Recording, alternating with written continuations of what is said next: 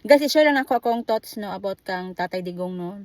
Maluoy jud ko magnuhuna sa yaha guys. Kay daghan kayo mga sa kuang wall mga giba nga about sa yaha niya kanang kusog kayo manira sila guys. Sus, ayahay lang ning uban guys kaning mga nasa higher class guys kaysa kay wala nila na feel ning mga kahayupan aning mga drug addict sa una kung sa kalisod ang Pilipinas niya. Kita aning mga nara sa low class. Syempre kita jud ang maka-feel guys kung unsa ka maot ang Pilipinas, unsa ka daghagan ng mga daghan og kaning kuan sa Pilipinas sa mga drug addict jud. Pero sa una guys kalo isa kinukutong nami sa Davao guys kay dili man jud ko sa city jud sa Davao no nagpuyo pero nakastay ko tog pila ka years guys. Pero pag agto jud ako sa Davao guys nindot jud kayo sa Davao guys kay bawal manigrilyo sa kalsada katong sa Tatay Digong pa ang presidente ang kuan guys ang mayor.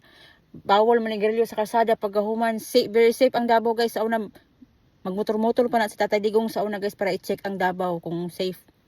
Kung naabay mga kaning mga katiwalian niya nang hitabo diya sa kadalanan guys. Nya magtaksi pa jud na siya guys usahay guys. Usahay panghatod na niya mga tao gasa. So na guys ngalaagan man kay mi sa Davao guys makadlawnan mi guys bisan pag nami sa mga squatter area nagpuyo guys dili jud siya delikado guys. Ingana kasi pang Davao sa una. Naa pa guys katong sa una guys sa Davao mi guys. Kung unsa kasi pang Davao guys, kung mga to migration, mga on me or sa sabi mga on guys, nag-order na mo guys. Biyaan na mo mong bag dito sa lamisa.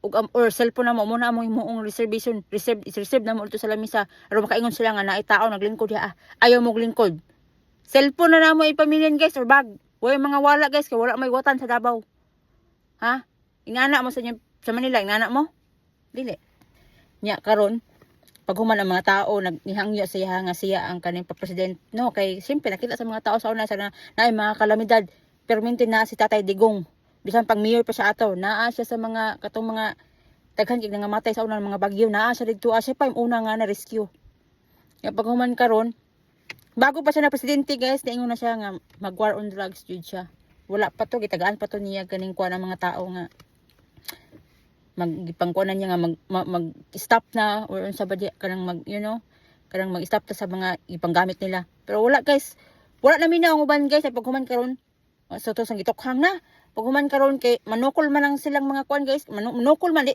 nangamatay pag human karon ano mga human rights o di ba pangwarningan naman mo daan nga pangundang na mo ana inyong mga bisyo unya saan naman tong mga biktima ninyo bi nga biktima ninyo nga walay ka malay-malay nga maluoy kayo nga tungod lang na biktima ning mga kusog kay manggamit og mga kuan diha oh asa naman ang mga human rights atong nangamatay be nagipang gahasa ninyo diha mga bisan pa mga bata wala mga pili ning mga wala pili paghuman karon ang inyong ipamprotektahan ng mga drug addict huy guys makalagot kayo ay unta lang no dili lang unta ni kanang mga dili lang makuanan ani mga masugatan nila ni mga ay noon kay mga dato man di nila masugatan no dili man sa maglakaw-lakaw dito sa mga squatter area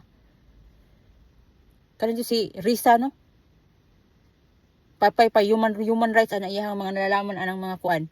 Ya asa naman asa lagi ang mga human rights atong mga gipabiktima nila be. Saka akong dugo ninyo ba. So kanang uban ya abe nga wa ganahe ni Tatay Digong be. Amina ninyo nga daghag changes atong siya ang presidente. Og katong og pandemic be, og dili si Tatay Digong ang presidente ato asa naman pamonito ning mga tao sa Pilipinas.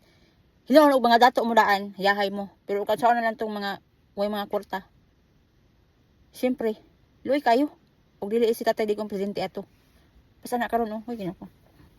Ginako. Muna malupad na lang tatanag Pilipinas guys. Muna ang hirap mo mahalin. Ang hirap mahalin ng Pilipinas guys. Muna malupad na lang jud tada. Di na ta sa. Di na lang ta mamalik sa Pilipinas og kanin si Tatay si Inday Sara na. Okay, bye.